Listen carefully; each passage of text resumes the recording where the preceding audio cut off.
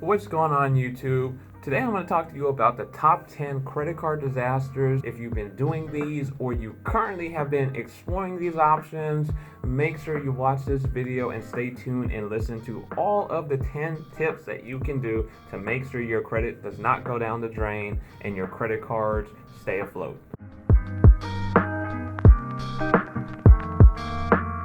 Now, the first one is just racking up too much debt or spending more than you have. If you just don't have the money, just don't spend it. Don't guess how much you have in your account or guess how much money you expect to make in order to pay it off. The golden rule is if you don't have it, don't spend it. Credit card annual percentage rates are as high as 29%. So it's higher than you just getting a personal loan most of the time if you have an expense that you just need covered quickly. Don't just consider taking the minimum payment option as the best option available just because it's offered. Remember, again, that this is how credit card companies make their money, so you want to pay off the balance as soon as possible. You will owe more interest over the entire life of the balance. So if you can't pay off the balance in full, then I just recommend at least paying more than the minimum, which will help you kill off your balance a lot quicker than you just doing the monthly minimum. My next tip is don't stop paying on the credit card just because you simply can't afford to or times are hard for you. Work with the credit card company and discuss a plan, discuss other options. They want you to keep paying, so use this to your advantage. Remember that if you spiral down the bankruptcy end, there's a chance that they're not going to be able to collect their money, and they definitely don't want this to happen. Also, your credit will take a dip because this is not good for your score as well. As you miss payments, your credit will take a nosedive, and once it's sent to collections, it will spiral down the drain. And if you have to declare bankruptcy, it will take you years to recover, so you want to avoid this at all costs. Absolutely. Getting a car loan will be hard. Getting a new mortgage, forget about it.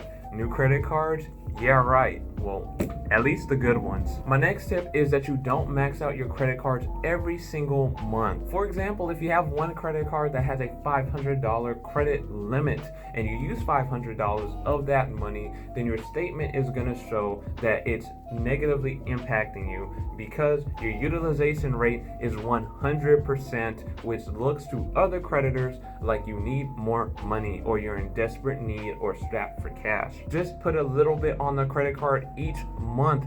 Do ask for a credit line increase every 6 months once you've been paying on time, and see if the creditor will give you a credit line increase. Most chances, if you're a good standing customer and your account is in the green, they will give one to you, no problem. A key tip to remember is that you want to get credit cards that check for this doing a soft pull and not a hard pull in order to save your credit. Now, a soft pull is a credit pull that won't hurt your credit score. Now, employers can do this and credit card companies often do this as well to pre-qualify you for different offers that you would receive through the mail. They can also do this to see if you're eligible for a credit line increase if you've been a good customer and been paying on time each month. Now, a hard pull is when a creditor is actually making a decision whether or not they actually want to loan you money.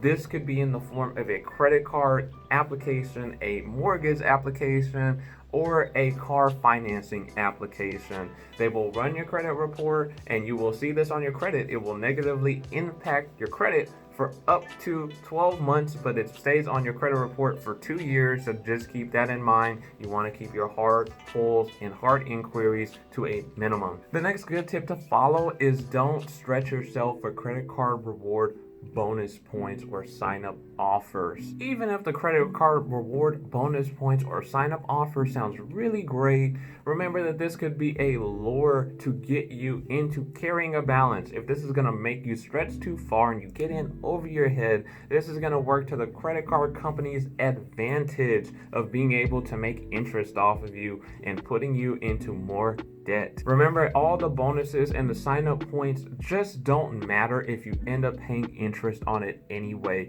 It negates any kind of bonus offer that you even got because you end up giving that money back anyway. Now, one of the tips that definitely is just well known, but people still do this, is if you are paying late on your credit cards, stop paying late. You'll be racking up late fees each time you do this, which can be higher than $35 each time you're considered late, and this will also negatively impact your score if they end up reporting it and you go past 30 days being late. This can also cause your creditor to raise your interest rate if you continually do this. Now, if you're having trouble keeping on top of these kind of things, set up automatic payments if you struggle with this type of stuff. It'll make sure that you don't get caught missing a payment or paying after the cutoff date. Another one that should go without saying is that loaning out your credit card is not the greatest idea.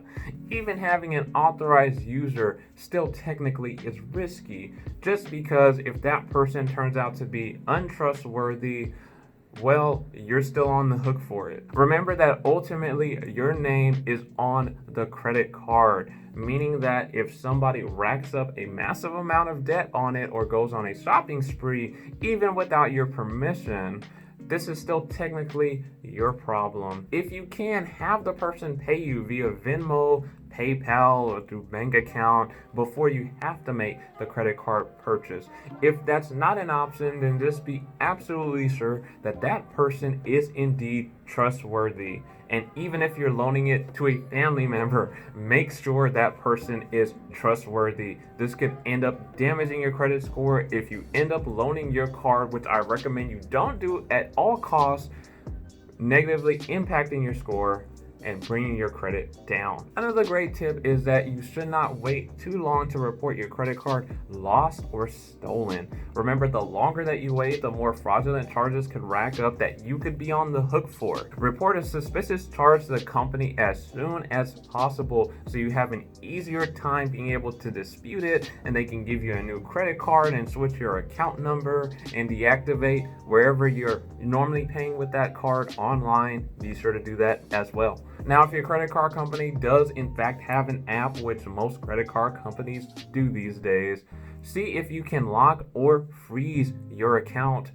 just to see if you've misplaced that card and it's not indeed stolen. Sometimes your credit card could be misplaced in a drawer, or it could have been left in a car or somewhere in your pants pocket. So you definitely want to check and see if you can freeze your card before you end up calling the credit card company and reporting this as something major, because sometimes you do end up finding that card again later on in your pants pockets. Remember to view your statements as well each month before paying it. That way you can catch any fraudulent charges that may have occurred on your credit card that you might not have been aware of. Most of the time, the people that are committing the fraud will use a charge that you might be familiar with. Say if you go and get gas at a certain Chevron, they may be inclined to go ahead and use that card for a gas station that's also a Chevron, so it looks like this was a purchase that you may have made, and the hopes is that you're currently not really paying too much attention at it,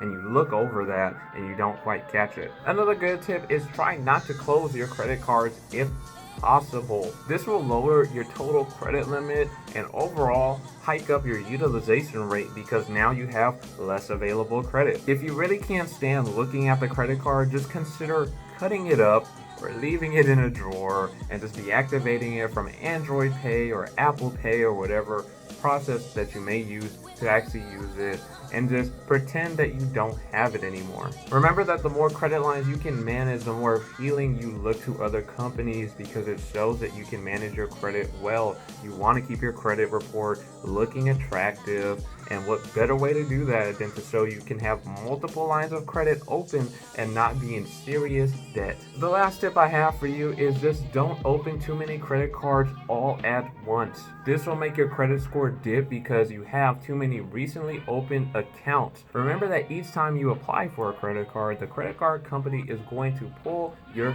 credit, which means you will receive a hard inquiry, which will stay on your report for 2 years and affect your score up to 12 months. So if you have too many of these, This could negatively impact you if you were going to, let's say, get a mortgage on a house or go somewhere else to apply for credit. It will look that you're like a risky borrower because you have too many lines of credit open, and it looks like you frantically need credit.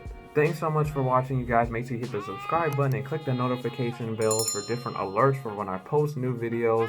Also hit the like button if you learned anything from this video, and make sure you also check out my Twitter account where I talk about real estate and stocks daily. Thanks again for watching these bits, tips, and tricks to managing your finances and gaining financial freedom, and mistakes to avoid while you do so. Make sure you stay tuned for other videos I post here every Friday.